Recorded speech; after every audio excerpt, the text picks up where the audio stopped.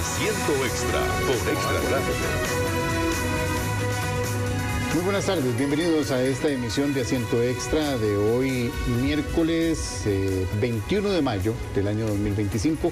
Bienvenidos, gracias por su sintonía, también a quienes nos acompañan por los 92.3 FM de Extra Radio y quienes también nos acompañan durante la repetición de este programa, tanto en radio como en televisión. Hoy me acompaña el doctor Alberto Mora Román, él es coordinador del Estado de la Región, del programa Estado de la Nación, porque habíamos tratado el tema del informe del Estado de la Región hace 15 días, pero hay un capítulo al que hoy quiero darle un poquito más de énfasis, que es un capítulo que llama la atención, que nos debe llamar la atención y también nos debe llamar a la reflexión. Es el capítulo sobre cambio climático de este informe del Estado de la Región. Entonces, don Alberto, primero que nada, muchas gracias por acompañarnos nuevamente y tal vez lanzarle la primera pregunta. ¿Qué nos dice este informe del Estado de la Región sobre el cambio climático?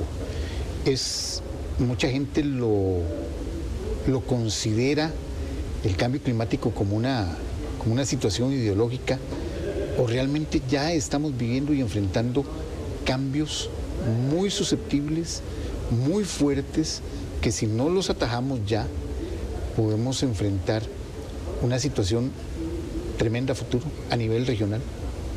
¿Cómo no? Gracias por la invitación al programa.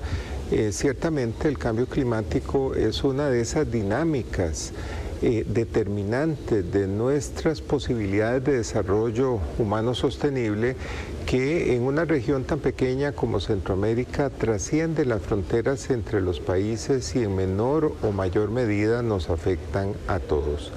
Recordemos que el cambio climático es un fenómeno de carácter global que ha sido provocado sobre todo por las emisiones de gases de efecto invernadero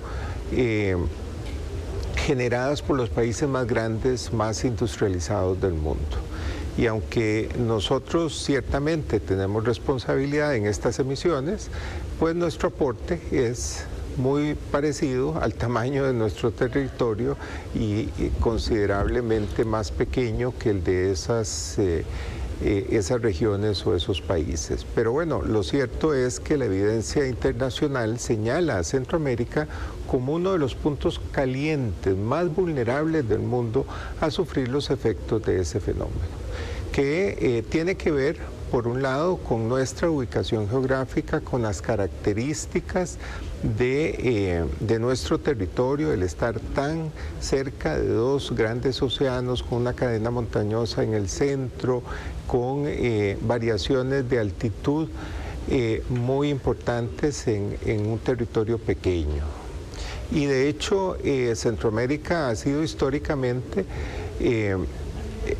una región altamente vulnerable a los efectos extremos de la naturaleza, por esas características geofísicas que tiene la región. De hecho, nos ha impactado fuertemente ciclones, huracanes, sobre todo los países del centro y norte de la región. Bueno, estos niveles de riesgo y vulnerabilidad que hemos tenido históricamente, pues se están agudizando y se están agudizando en los últimos años como consecuencia del cambio climático. ¿Qué ha provocado? ¿Qué ha provocado este fenómeno? Bueno, ha provocado que las lluvias sean más intensas y menos predecibles, y que las sequías sean también más agudas y más extensas en el tiempo, lo cual afecta y está afectando fuertemente la productividad agropecuaria en la región. Y recordemos que esto es particularmente grave en países como Nicaragua, como Honduras y Guatemala, donde todavía hay una alta proporción de población que depende de la agricultura para su subsistencia. O sea, son comunidades, grupos de población, algunos de ellos indígenas, que prácticamente hacen agricultura para el autoconsumo. Y el hecho de que las condiciones para la producción agropecuaria estén cambiando tan radicalmente y afectando la producción, pone en grave riesgo de inseguridad alimentaria nutricional a poblaciones que ya de por sí son socialmente vulnerables. Ahora, otro de los efectos que incluso documenta el informe tiene que ver con el hecho de que en Centroamérica, y Costa Rica es un claro ejemplo de ello, la producción de energía eléctrica recae en una proporción importante en la generación hidroeléctrica, que depende de la lluvia y de la capacidad de los embalses para su generación.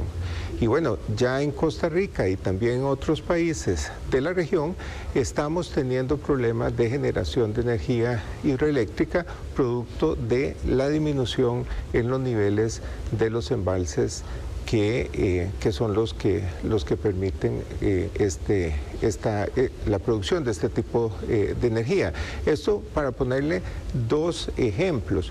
Pero bueno, otra consecuencia del cambio climático es el aumento en el nivel del mar, ¿verdad? Y recordemos que en Centroamérica, especialmente países como Honduras y Panamá, tienen una amplia cinta costera. En muchos de estos territorios se prevé que los niveles del mar tiendan a aumentar y ya hay efectos tangibles de desplazamiento en la población de las costas en algunos países de Centroamérica. Por ejemplo, en el caso de Honduras, en el departamento de Atlántida, ya ahí hay desplazamiento de población. De igual manera, en la comunidad de Iztapa, en Guatemala, donde incluso el cementerio local y varias viviendas quedaron ya bajo el nivel del mar. Y en Costa Rica, estudios realizados por la Universidad de Costa Rica plantean que en playas del Coco, Tamarindo y Sámara, en la provincia de Guanacaste, se predicen inundaciones a partir del año 2030, especialmente en las zonas de los esteros. Y bueno, esto es preocupante porque ahí hay población, pues esto pone en riesgo las actividades turísticas y otras actividades como la pesca, etcétera, que en esos territorios se desarrolla. Y una situación similar está sucediendo también en el caso de Panamá, sobre todo en las islas del archipiélago Cunayala. Bueno, incluso, y ese informe que usted nos dice, nos señala, me viene a mí a la mente varias cosas. El Canal de Panamá hace poco hace el 2023, sufrió una sequía muy fuerte que incluso puso en riesgo la operación del canal. Recordemos que el canal, el sistema de llenado de las esclusas es con base en agua natural que ya viene de un lago de agua dulce y afecta el comercio internacional. O sea, es la repercusión más allá de lo simplemente del cambio del clima, por decirlo así, que va a afectar a todos los países de la región. Sí, afectará también nuestros ecosistemas, la rica biodiversidad que tiene la región, en esos ecosistemas bastante vulnerables y susceptibles a variaciones en la humedad y en la temperatura, como lo vimos acá en Costa Rica en su momento con el famoso sapo dorado en Monteverde. Eso sucede también en el resto de la región. Y es importante destacar que el cambio climático, como hemos venido conversando, entonces no es un espejismo, no es una ficción que los científicos se inventaron, sino que hoy es posible determinar los efectos que directamente están asociados a este fenómeno y a las variaciones en temperaturas y precipitaciones que son reales, que están en los registros que hoy por hoy existen en los países en relación con estas variables climatológicas. Este es uno de los fenómenos, decía al inicio, que hoy por hoy son determinantes de nuestras posibilidades de desarrollo, porque claramente tienen que ver con la producción agropecuaria, con nuestra biodiversidad, con la generación de energía, con la infraestructura que es básica para la actividad económica, tanto en puertos como en las mismas carreteras que son susceptibles, digamos, a disminuir su vida útil debido a periodos intensos de calor y episodios fuertes e intensos también de lluvia. Pero además tiene efectos sobre la salud. Antes de que comenzara el programa estábamos conversando sobre cómo es posible identificar insectos que transmiten enfermedades en zonas en las que antes no vivían, ¿verdad? Y eso tiene que ver también con las variaciones en las temperaturas que estamos ya viviendo.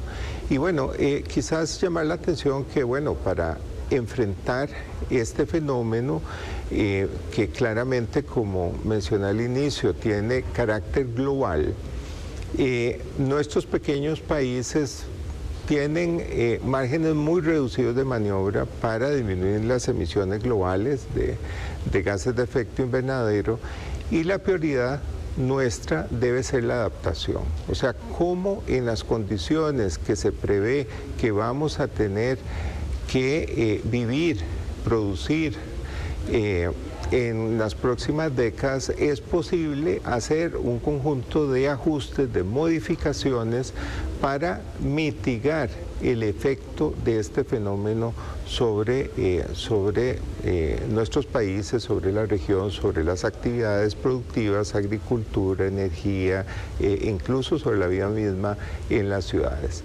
Y es esto sobre lo cual el informe llama la atención y profundiza. Don Alberto, empecemos un poco a hilar un poco más delgado. Y yo quería preguntarle sobre esos factores estructurales que agravan esa vulnerabilidad climática en la región. ¿Cuáles son esos factores estructurales? Nuestros países deben de vivir, como usted decía, esperar a hacer un buen periodo de adaptación. Debemos adaptarnos, pero hay factores estructurales que no nos dejan dar o no nos permiten avanzar rápidamente con esa adaptación. Bueno, claramente eso es así. En primer lugar, creo que esto tiene relación con la trampa de la inmediatez, o sea, la imposibilidad que nuestros estados y otros actores económicos sociales han tenido para mirar en el mediano y largo plazo y para definir en función de este horizonte temporal sus prioridades y estrategias de política pública de distinta naturaleza. Y es que el cambio climático, al igual que otros fenómenos que hoy nos afectan y que se van a agudizar en las próximas décadas, como el envejecimiento poblacional, hay que dimensionarlos en el mediano y largo plazo. Claramente para actuar hoy, pero en función de un conjunto de metas y objetivos acumulativos en el tiempo para cambiar un poco las condiciones que se prevé que vamos a enfrentar en el futuro.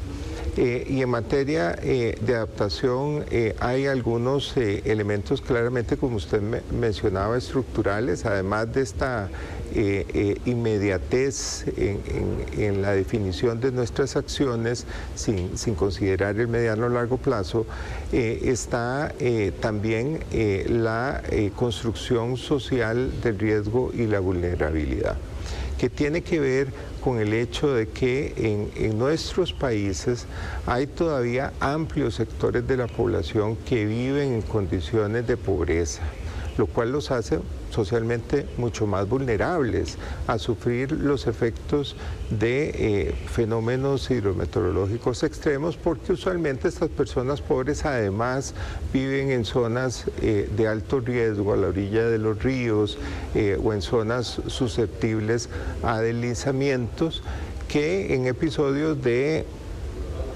lluvias intensas como las que se han venido presentando y se espera que se vayan a agudizar en las próximas décadas, pues son también más vulnerables a ser afectados por estos fenómenos. Además, hay una ausencia de planificación y ordenamiento territorial en nuestros países. En todos los países las ciudades capitales han crecido de manera muy significativa durante las últimas décadas. Se han multiplicado hasta por 3 veces durante el periodo 1975-2014 el territorio que cubre, digamos, las ciudades capitales y la periferia. Y esto sin tomar en cuenta las condiciones del terreno para soportar esa carga de construcción, y por supuesto con problemas ya de servicios públicos que hacen en muchos casos que las poblaciones tengan que dedicar mucho más tiempo a la movilidad y además con una demanda mucho más fuerte y concentrada de agua, de generación de residuos sólidos y aguas servidas, etcétera, con una infraestructura que no necesariamente sea adecuado, digamos, a esos patrones de crecimiento. No, Alberto, usted hablábamos hace instantes sobre esa falta de visión a mediano y a largo plazo. Nos ha faltado, porque yo siempre he sido un poco crítico en que, por ejemplo, en los 50s y en los 60s, en la Costa Rica, que de los 50s y los 60s, nuestros padres, nuestros abuelos vieron futuro e hicieron futuro. Pero ahora nos enfrascamos en luchas internas muy fuertes, en tratar de colgarnos la medallita de que yo hice esto y no en el proceso de pensar cuál va a ser el futuro de Costa Rica, ni cuál puede ser una gran herencia, sino nada más pensás en corto plazo, y si la persona que venía antes que yo, en el caso de los gobernantes, su política no era acorde a la mía y dejó un buen proyecto para largo plazo, sencillamente lo desaparezco y punto. Nos está pasando la factura esa idea, ese celo, ese cortoplacismo para hacer y llegar a hacer cosas que realmente sirvan para todos en un futuro mucho más lejano que 3, 4 años. Por supuesto que sí, es que cuando hablamos de desarrollo y cuando hablamos de oportunidades y capacidades para que las personas tengan una vida digna, productiva y puedan realizar sus proyectos y aspiraciones, hablamos de procesos que claramente no son de corto plazo y que ese tipo de comportamientos enfocados en cambios radicales sin mecanismos adecuados de evaluación de lo que se ha hecho antes de generar cambios, provocan en muchos casos que los resultados positivos o los avances alcanzados, por ejemplo, en un periodo de gobierno, no tengan posibilidad de tener continuidad y ser capitalizados en el siguiente periodo y en años posteriores. Y eso sucede no solo en materia ambiental, sino en distintas áreas sociales tan importantes como la educación. En el caso de Costa Rica, pues lo hemos visto lamentablemente durante los últimos años, como cambios radicales en los programas y distintos ámbitos del sistema educativo, incluso la evaluación, han tirado por la borda lo que existía sin que exista una evaluación que justifique esos cambios y las consecuencias de esa improvisación las sufren fundamentalmente los y las estudiantes, ¿verdad?, que están teniendo rezagos muy importantes en sus aprendizajes y en el desarrollo de habilidades y competencias que van a ser fundamentales para el resto de su vida, porque estamos hablando en un nivel básico de la habilidad de leer y escribir y comprender lo que se escribe y lo que se lee. Y eso es clave, independientemente de que una persona vaya a dedicarse a actividades artesanales, la agricultura, o esté pensando en ser un científico o un ingeniero. Y sobre eso, don Alberto, entonces eso no solo pasa acá, lo estamos viendo como un factor también en toda la región, y me nace la pregunta entonces sobre esos retos que enfrenta la región como región para implementar esas políticas para adaptarnos, como usted lo indica. ¿Hay tremendos retos en ese sentido? Sí, y hay avances también. Como parte del proceso de investigación que desarrollamos, se conformó una red de consultores nacionales en cada uno de los países para tratar de acercarnos a conocer, bueno, en qué ha avanzado la región en materia de adaptación. Y bueno, producto de ese proceso de sistematización de casos, de información, pudimos identificar cerca de 270 iniciativas o experiencias en los distintos países que tienen que ver con adaptación. Fundamentalmente en el área de bosques y biodiversidad, también en la parte agropecuaria y menos en otros ámbitos donde es clave actuar, por ejemplo, en lo relacionado con el sector energía o en modificación de las condiciones de riesgo y vulnerabilidad tanto de poblaciones como de la infraestructura pública. Y bueno, lo cierto es que esto es positivo, pero claramente estas iniciativas distan mucho de tener la cobertura y la sostenibilidad que deberíamos de estar teniendo para realmente transformar la forma en que vivimos, producimos en nuestros países.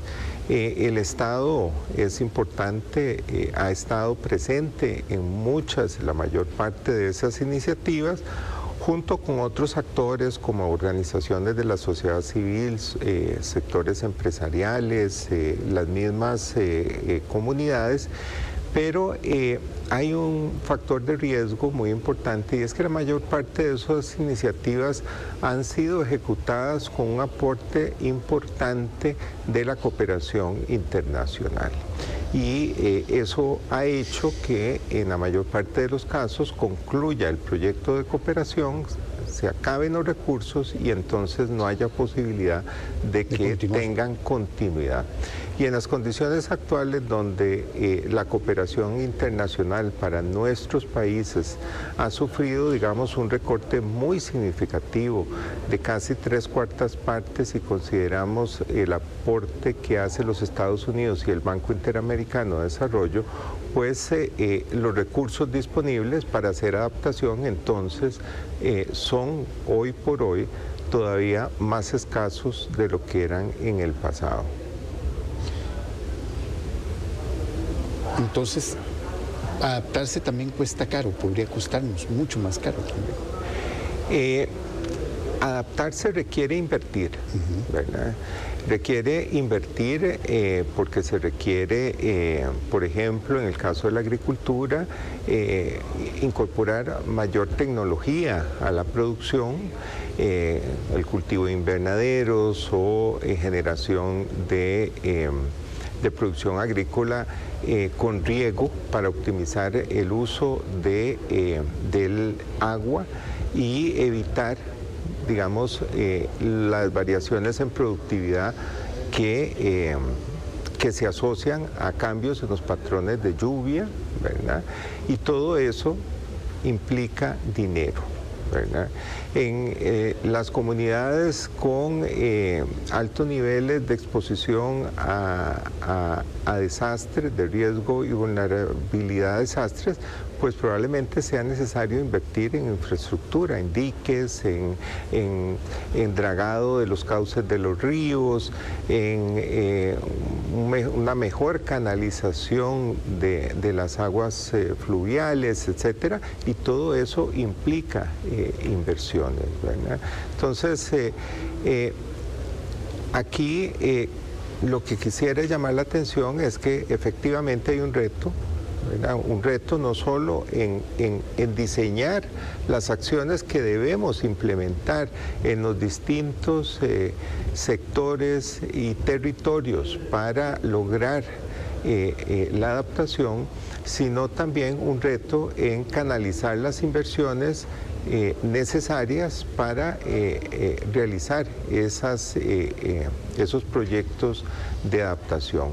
Pero definitivamente el costo de no actuar y de no invertir hoy va a ser mucho mayor a la luz de las consecuencias que probablemente tendríamos que enfrentar en el futuro, ya sea por la imposibilidad de desarrollar ciertas actividades productivas o por los daños que probablemente generaría los desastres y la exposición a fenómenos hidrometeorológicos cada vez más intensos, tanto las lluvias como las sequías.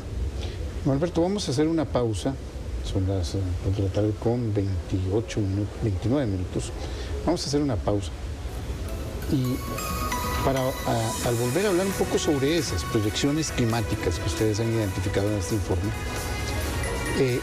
y también hablar un poco de eso que apenas tocábamos por encimita. Bueno, esto también va a afectar asuntos de salud, asuntos de productividad agrícola y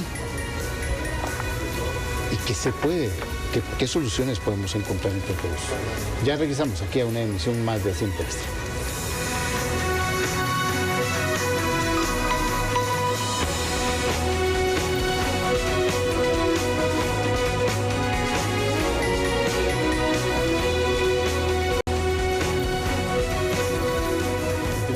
Asiento Extra de hoy, miércoles 21 de mayo del año 2025. Está con nosotros don Alberto Mora Román, él es coordinador del Estado de la Región del programa Estado de la Nación, que analiza la situación de la región y hoy hemos querido darle énfasis al cambio climático. Don Alberto, antes de ir a la pausa, le preguntaba o le hacía la acotación del impacto que ya está teniendo. Ya hemos pasado una cuarta parte del siglo XXI. Ya estamos pasando los primeros 25 años de este siglo.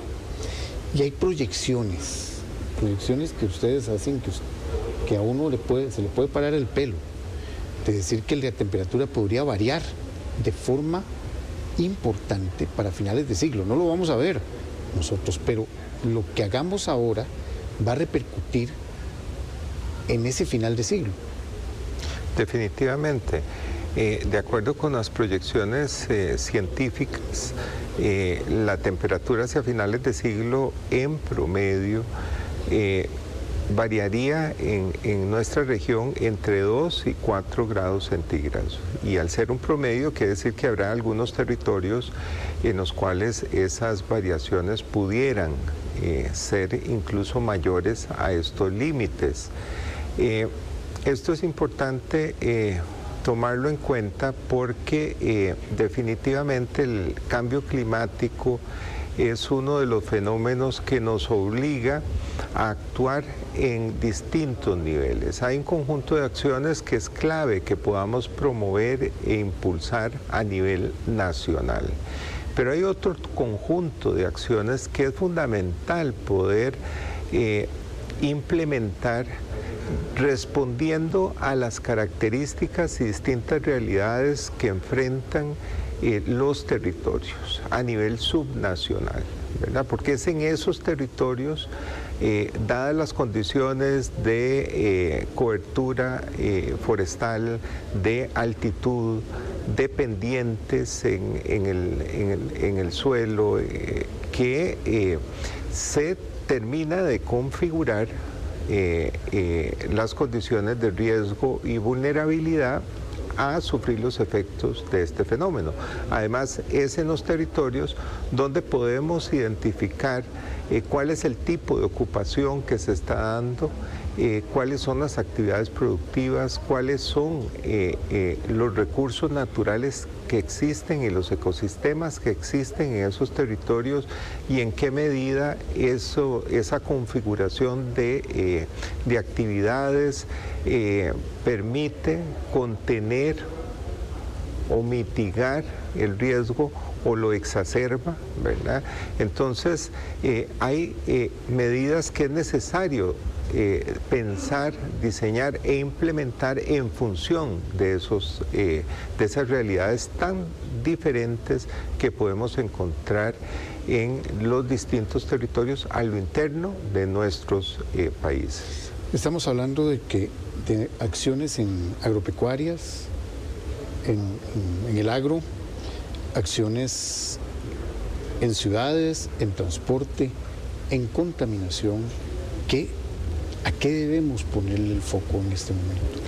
Pues en realidad a todo, ¿verdad? El tema es que el cambio climático y la adaptación que debemos hacer a este fenómeno es una excusa perfecta para tratar de reconciliar la sostenibilidad ambiental con los patrones que hemos seguido de producción, de consumo, de generación de desechos y contaminación durante las últimas décadas. O sea, aún sin el cambio climático, la agenda de adaptación sería algo relevante y necesario en nuestros países. Podríamos hablar entonces, don Alberto, porque si nos ponemos a verlo desde el punto de vista nuestro, desde nuestro país hablamos mucho de sostenibilidad. Es un término que viene arraigándose con nosotros desde los 90 prácticamente. Pero si ponemos de ejemplo a Costa Rica, ¿es Costa Rica ejemplo de sostenibilidad para el resto de la región? ¿Pueden seguir nuestro camino o debemos también nosotros variar lo que hasta ahora conocemos como sostenibilidad para que los demás países nos sigan o nosotros debemos seguir a alguien más? Creo que en este tema nos pasa lo que nos pasa también en materia político-institucional. Hemos pensado que democracia es ir a votar cada 4 años, ¿verdad? Y la democracia es muchísimo más que eso, ¿verdad? El tema de la sostenibilidad es mucho más amplio que la conservación, que es donde, digamos, en Costa Rica hemos alcanzado los mayores logros, ¿verdad? Que incluso de alguna manera se han venido erosionando hasta en ese frente durante los últimos años por la vulnerabilidad en los regímenes de protección de ciertos territorios y ecosistemas y la imposibilidad, por ejemplo, incluso de poder salvaguardar y gestionar adecuadamente las áreas protegidas o parques nacionales en nuestro país. Pero bueno, lo cierto es que en materia ambiental, un país como Costa Rica, y lo ha venido documentando a lo largo de 30 años el informe del Estado de la Nación, tenemos un enorme dilema o contradicción entre nuestro discurso ambientalista y conservacionista y lo que sucede fuera de las áreas protegidas o parques nacionales.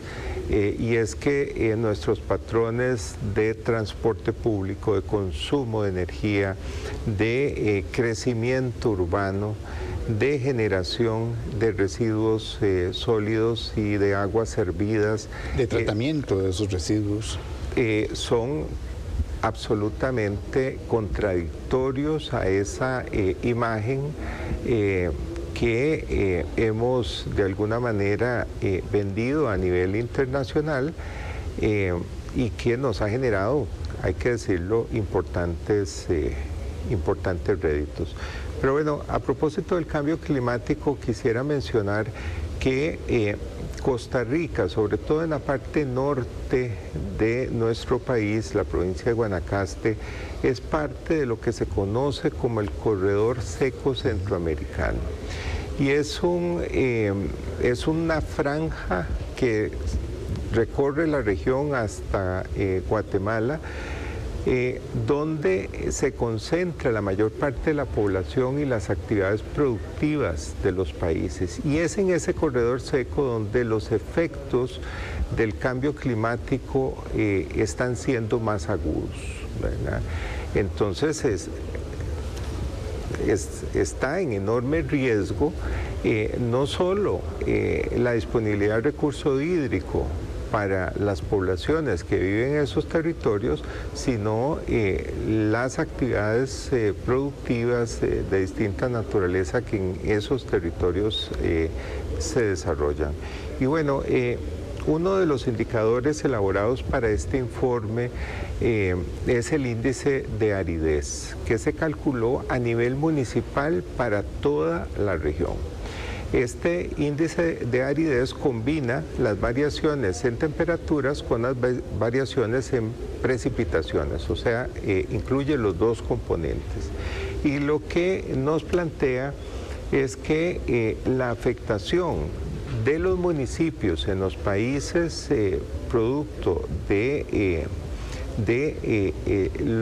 la aridez, o sea, los municipios que van a tener patrones más áridos en los próximos años, pasarán del 15% en República Dominicana y 0% en los demás países en el periodo 2020-2030 a una afectación que incluirá el 63% de los municipios en Nicaragua, el 59% de los municipios en República Dominicana y el 26% de los municipios en Honduras a finales de ciclo.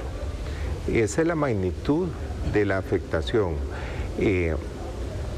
Además, se reducirán en todos los países, excepto en Panamá, los municipios que se ubican en las categorías de mayor humedad, o sea, de menor índice de aridez. Y bueno, esto nos da una idea de la dimensión de la afectación en el territorio de los países como consecuencia del cambio climático. Una reducción de entre un 5 y un 31% en las lluvias, en toda la región. Sí, y tomemos en cuenta que esto, por supuesto que afectará de manera muy importante pues todas las actividades sobre las que hemos venido conversando, y es particularmente crítico en lo relacionado con la agricultura. Veía también dentro de eso, por ejemplo, situaciones muy específicas, por ejemplo en Guanacaste, acá, en Costa Rica, en Liberia, en Bagaces y Carrillo, que tienen, ya manejan consecuencias importantes en esos términos de aridez. Y ya lo estamos, bueno, por lo menos lo está poniendo el Estado de la Nación, el Estado de la región, y se espera que haya una reacción por parte de las distintas autoridades y de los municipios también para empezar de alguna manera a revertir este punto. Efectivamente, y como hemos venido conversando, este tipo de acciones que necesitamos implementar para lograr avanzar en adaptación involucran, por supuesto, al Estado y a las instituciones públicas como parte de la acción de política pública que desarrollan, pero además son intersectoriales y además, como mencioné anteriormente, se tienen que expresar en los distintos niveles del territorio, ¿verdad? Es necesario una articulación entre las acciones a nivel nacional, las acciones a nivel subnacional y las acciones que se implementan a nivel local. Y por supuesto deben involucrar a las comunidades, a las instituciones públicas, a los municipios y a los distintos sectores productivos en los distintos territorios, porque si no se produce esa articulación y esa coordinación, lo que sucede es que los avances que pudieran estar generando algunas acciones, pues se ven acompañados por retrocesos en otros ámbitos que hacen que al final pues el resultado neto sea nulo o incluso negativo en términos de la adaptación del territorio y los efectos que esas acciones pudieran tener en reducir los niveles de riesgo y vulnerabilidad. Alberto, ¿cuál puede ser el camino a seguir? Porque estoy viendo aquí números, dice el 55% de las acciones de adaptación en marcha se centran en biodiversidad, conservación y promoción de prácticas agrícolas sostenibles, y el 65% están alineadas con políticas públicas estatales. Y aún así, más de la mitad de las iniciativas ya han concluido, que fueron impulsadas por otros actores distintos al Estado, lo que usted me mencionaba ahora, de esa alta dependencia del financiamiento internacional. Estamos en el momento en que tenemos que agarrar este informe y decir, bueno, vamos a ver, aquí hay que darle vuelta a qué le puedo empezar con qué puedo empezar, cuál es el primer factor que nos puede generar un cambio y que ese cambio jale a los otros.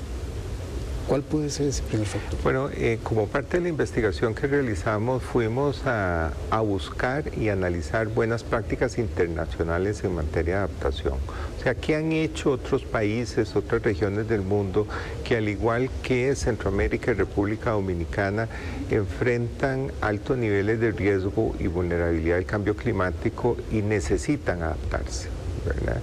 Y ahí hay un conjunto de lecciones aprendidas que pueden ser muy útiles para el debate sobre políticas públicas y lo que necesitamos comenzar a hacer en nuestros países. Algunos de los elementos clave tienen que ver, por ejemplo, con la posibilidad de abrir líneas de crédito verdes que permitan en condiciones, digamos, diferenciadas y más blandas, acceder a los recursos que los productores necesitan para realizar las inversiones que requieren en nueva tecnología, en nuevos sistemas de producción, etcétera. Otras de las acciones tienen que ver con la investigación y desarrollo, vinculada, por ejemplo, a el desarrollo de nuevas variedades de ciertas especies, sobre todo de productos agropecuarios que sean más resistentes a variabilidad en los patrones de clima, tanto de temperaturas como de precipitaciones. Hay también estudios relacionados con cómo diseñar la infraestructura pública para hacerla más resiliente a estos cambios que se esperan, ¿verdad? O sea, no solo en términos de que cuando hay un episodio de calor o de lluvias intensas, pues sea posible utilizar esa infraestructura, sino para lograr que optimizar el uso de esa infraestructura, ¿verdad? O sea, cuestiones ya que tienen que ver con, si se quiere, el diseño arquitectónico y operativo de esa infraestructura pública. La CEPAL, por ejemplo, en México ha venido trabajando en esta materia. Entonces, hay un conjunto de herramientas y de experiencias a las cuales podemos echar mano para mejorar el trabajo que necesitamos y nos urge comenzar a emprender hoy, pero como mencioné al inicio, pensando en la sostenibilidad de estas acciones en el tiempo para transformar esos escenarios y la afectación que probablemente vayan a tener nuestros hijos y nietos dentro de 40, 50 o un poco más de años. ¿Hay algún ejemplo que podamos ver? ¿Algún ejemplo que seguir? Dentro de todo este estudio que ustedes han hecho, que pudieron ver en ese sistema o en ese proceso de adaptabilidad, ¿hay ejemplos ya claros en el mundo que podamos seguir? Bueno, en materia de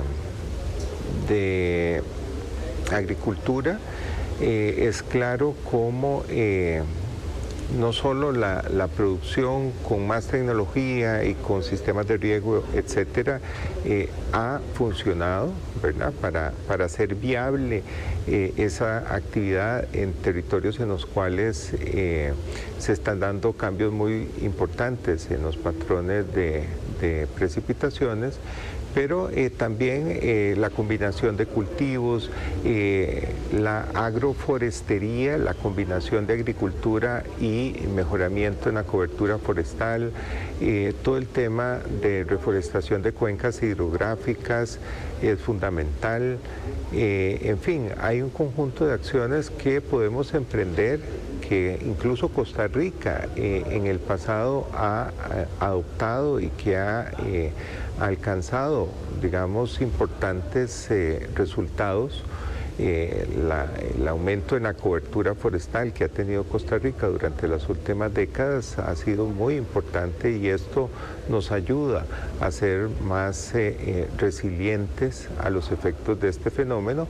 Pero, por ejemplo, debemos prestar mucho más atención a todo lo que tiene que ver con la protección de los manglares, por ejemplo, porque los manglares son esa barrera natural que en episodios de tormentas, de huracanes, protege las costas de ser impactadas por estos fenómenos, ¿verdad? Entonces son una especie de esponja que captura la humedad, que evita que se dé la inundación y después libera gradualmente el agua que ha retenido, ¿verdad? Entonces, bueno, en este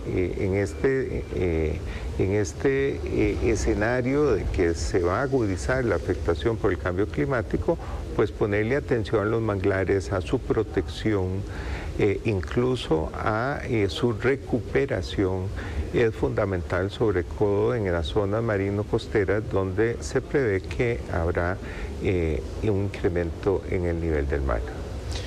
Ir más allá de la conservación, ya debemos verlo desde el punto de vista municipal, así como se está midiendo el estado de heridas a nivel municipal.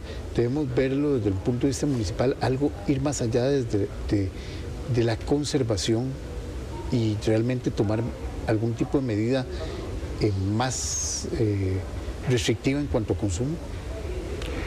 Sí, es importante la conservación, no solo porque en las áreas protegidas y en la posibilidad de proteger los bosques, por ejemplo, digamos, eso nos da margen de maniobra para enfrentar el fenómeno, sino porque además es importante vincular la conservación con las actividades que se desarrollan fuera de las áreas protegidas y los parques nacionales, ¿verdad? Porque recordemos que los ecosistemas y la biodiversidad estaban en nuestros territorios antes de que se definieran las fronteras entre los países y antes de que ocupáramos esos territorios, ¿verdad? Entonces hay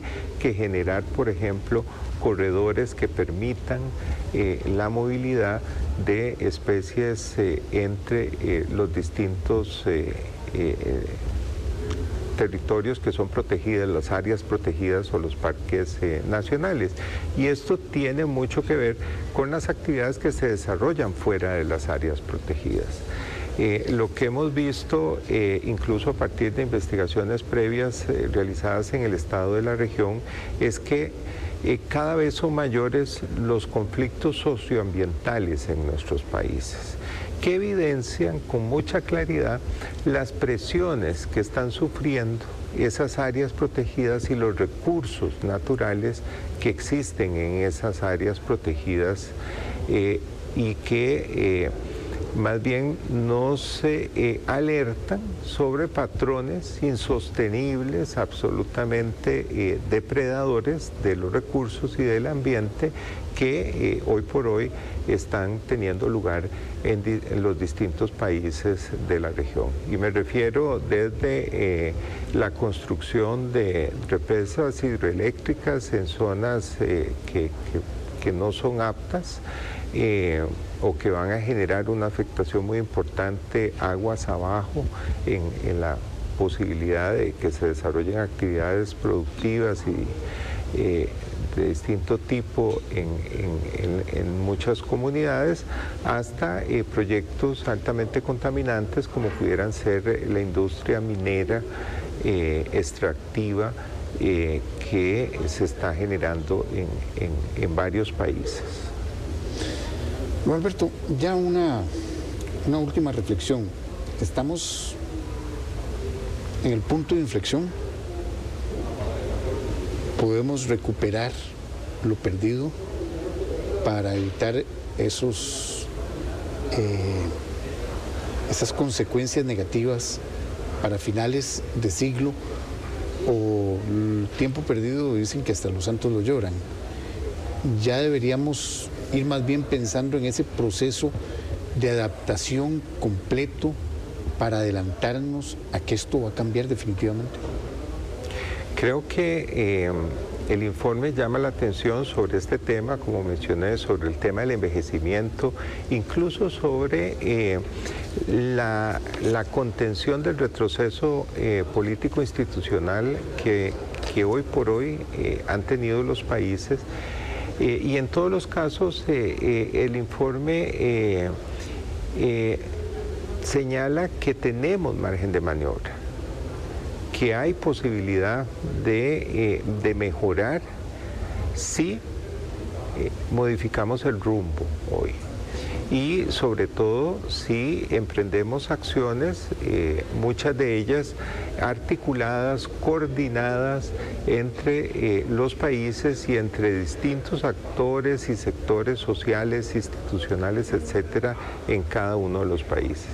Y esto no lo hacemos, este llamado no lo hacemos con las manos vacías, en el sentido de que la región tiene experiencia de cómo la acción conjunta y coordinada entre los países ha generado resultados y resultados muy positivos. Lo hizo allá por los años 60 del siglo pasado para construir un mercado común centroamericano que diera impulso a la producción y al comercio de los países, y lo hizo 20 años después con todo el proceso de pacificación e inicio de las transiciones hacia la democracia en los países. Entonces hay pues experiencia de cómo países en condiciones límites muy complejas se han puesto de acuerdo y han logrado, a partir de intereses compartidos, generar acciones para enfrentar los retos y para resolver problemas. Don Alberto, muchas gracias nuevamente por habernos acompañado y darnos ponernos a pensar realmente, porque para eso son estos informes, para que también veamos cuál es nuestra posición a nivel regional, pero sobre todo que nos llame la atención de que es necesario ya establecer parámetros importantes para avanzar en cuanto al cambio climático. Don Alberto, gracias. Muchas gracias por la invitación y este llamado a la acción conjunta y la articulación en búsqueda del bien común, por supuesto, que tiene una base también en cada uno de los países. O sea, es válida también para nivel interno en nuestro país buscar la forma de cómo enfrentar desafíos compartidos y cómo aprovechar las oportunidades que hoy por hoy tenemos. Gracias a don Alberto Mora Román, coordinador del Estado de la Región del programa Estado de la Nación. Hasta aquí esta edición de Asiento Extra. Mañana miércoles, don Henry Rodríguez tendrá mucho más un tema más que analizar. Muy buenas tardes.